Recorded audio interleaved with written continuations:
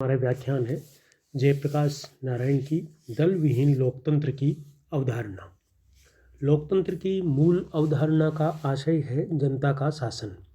वर्तमान समय में स्वयं जनता द्वारा शासन व्यवस्था का संचालन संभव नहीं है। व्यवहार में विश्व के विभिन्न देशों में जो लोकतांत्रिक व्यवस्था है वह दलीय व्यवस्था, बहुमत पद्धति और सत्ता की राजनीति पर आधारित है। जयप्रकाश लोकतंत्र की मूल अवधारणा के पक्षधर हैं, लेकिन आधुनिक लोकतांत्रिक व्यवस्था के कटु आलोचक हैं। जयप्रकाश के अनुसार लोकतंत्र की समस्या मूलतः एक नैतिक समस्या है। लोकतंत्र का सफल संचालन तभी संभव है जब देश के नागरिक सत्यप्रिय, अहिंसावादी और स्वतंत्रता प्रेमी हो।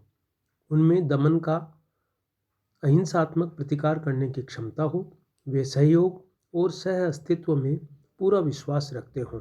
उनमें सहिष्णुता, कर्तव्यपरायणता, उत्तरदायित्व तथा समानता की भावना विद्यमान हो।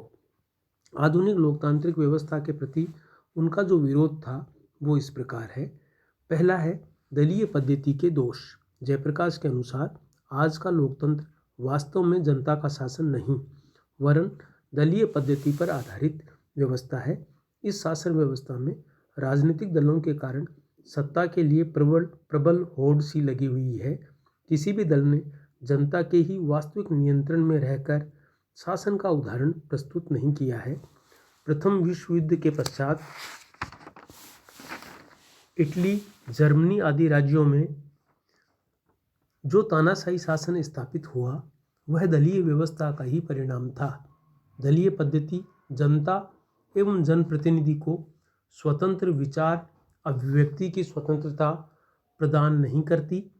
दलीय अनुशासन की वेदी पर विचार अभिव्यक्ति की स्वतंत्रता की बलि चढ़ा दी जाती है। राजनीतिक दल की सभाओं में पहले ही निर्णय कर लिए जाते हैं। संसदीय वाद विवाद केवल औपचारिकता मात्र है। दलबंदी से दल के सदस्यों एवं समस्त देश का नैतिक पतन भी अनिवार्य है। अपने दल को शक्तिशाली बनाने के उद्देश्य से सदस्यगण भले बुरे सभी उपायों को अपनाते हैं। शासन का संचालन जनहित के लिए न होकर दलीय हितों के लिए होता है। जयप्रकाश के अनुसार आज का भारत लोकतंत्र नहीं बल्कि दलतंत्र है, जहाँ पर कि धन, संगठन और प्रचार पर आधारित राजनीतिक दल लोगों पर शासन करता है। दूसरा है निर्वाचन पद्धति के दोष। वर्तमान में विश्व के अधिकांश देशों, विशेषतया भारत में हजारों लाखों मतदाताओं वाले विशाल निर्वाचन क्षेत्र हैं, जिनमें प्रत्यक्ष निर्वाचन पद्धति और दलीय व्यवस्था के आधार पर चुनाव होते हैं। जयप्रकाश के अनुसार उम्मीदवारों के द्वारा मतदाताओं से प्रत्यक्ष संपर्क स्थापित करना संभव नहीं होता।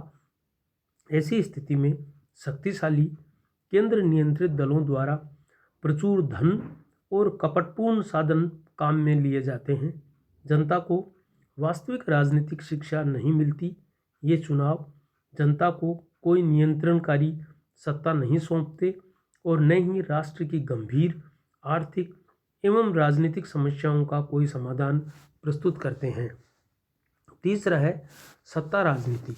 जयप्रकाश के अनुसार आज का लोकतंत्र मात्र सत्ता राजनीति का खेल है, जिसने प्रत्येक स्तर पर निहित स्वार्थों को जन्म दिया है।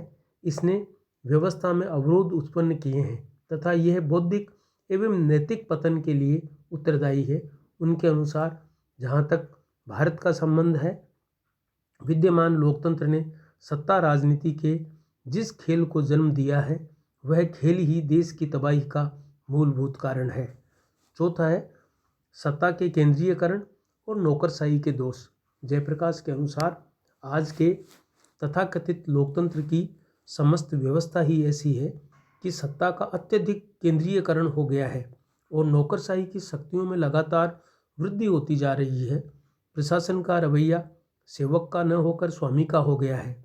आज स्थिति यह है कि सामाजिक कल्याण के लिए राजकीय सत्ता पर निर्भर रहना पड़ता है।